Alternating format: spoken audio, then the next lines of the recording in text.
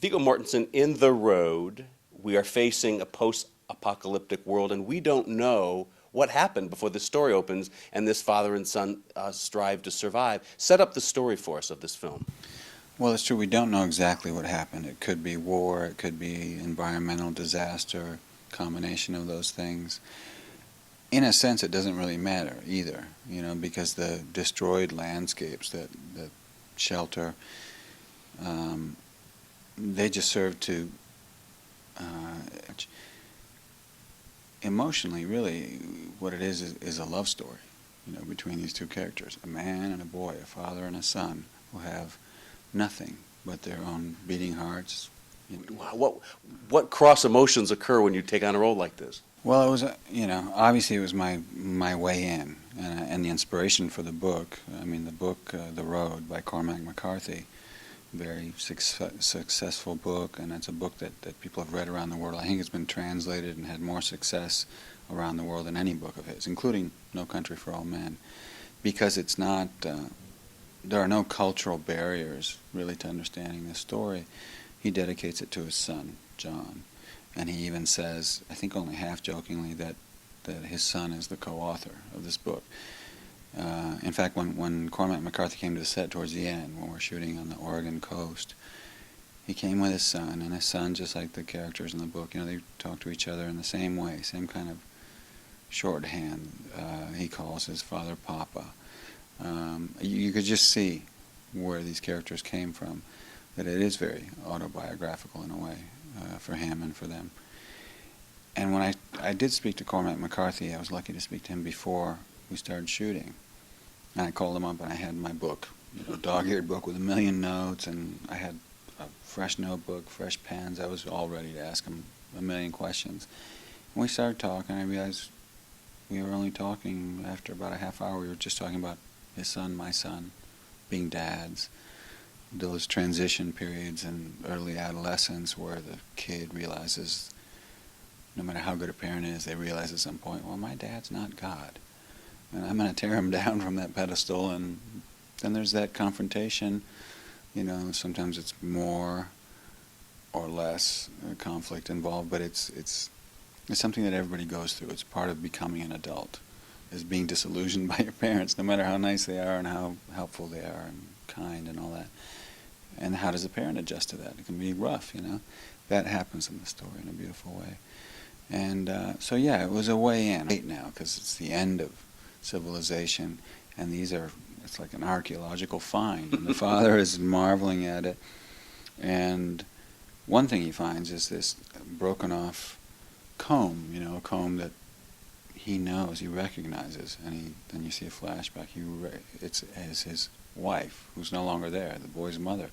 Where did he get this? He's had this whole time, and I didn't even know it. Right. Where did he get this stone? And then there's an arrowhead, and then there's a little tiny plastic animal, and whatever. So I find all these things, and then in the morning I'm passed out, and the kid wakes up, and he sees them all arranged on the table, and he's incensed. He's very angry, and he wakes me up. He gives me he kind of half punches me. He says, "Don't touch my stuff," and that's word for word. I mean, that's exactly what happened with my son.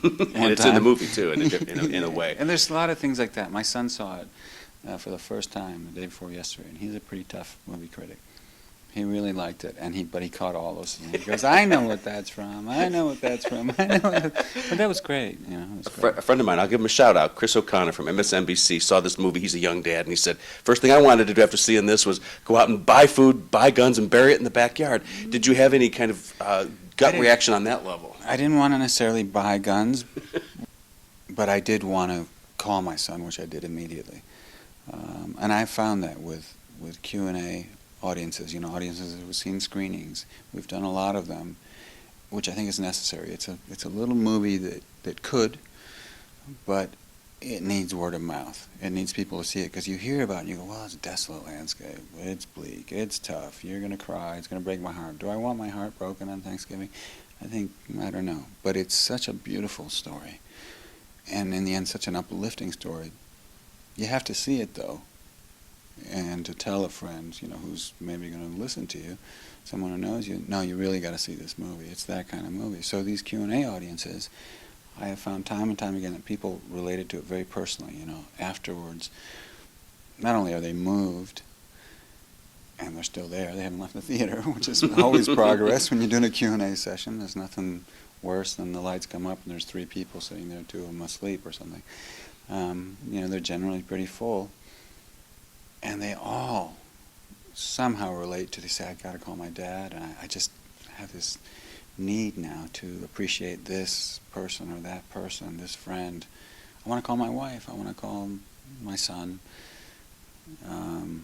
You know, my grandfather, who doesn't have that many years to live, and I'm going to go visit him, I think. I was going to do it eventually, but I'm going to go now. Oh, really? This is a real example, life are example. It makes you people want, it are doing motivates you that way. Yeah, yeah. And I think any movie that does that, Yeah.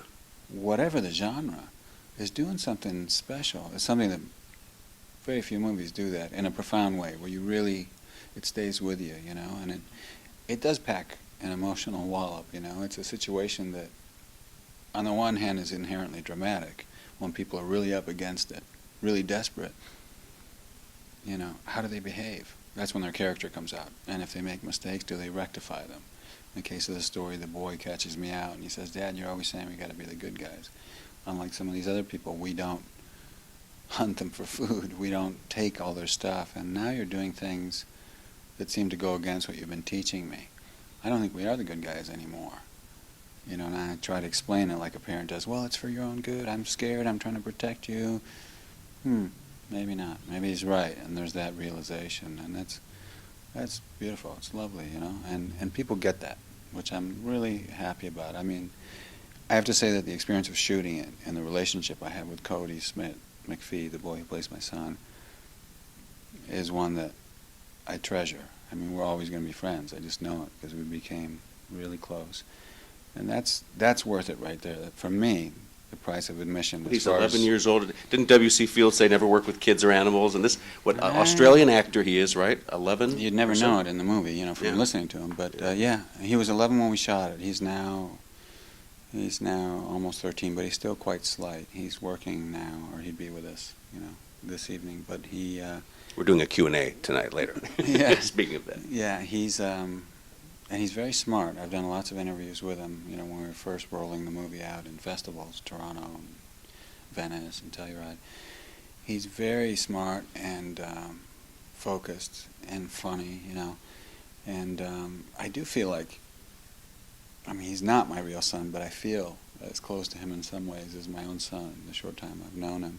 And that relationship and what I learned from him, not just his character, but from him as a person, even if the movie hadn't turned out as well as it has, would have been worth it. You know, that's the thing about working in the movies that I really like. It's because I see a movie, an old movie of mine, on TV sometime, and I'm remembering where I was, how I felt, who was still around in my family. You know, all those things that are the things that in the end really matter most. You know, it's like you can have all your possessions and all your security, but it's really being alive, you know. It's never over till it's over. I think this is what this movie says in some way, and appreciate what you have. It's not going to be there forever, you know.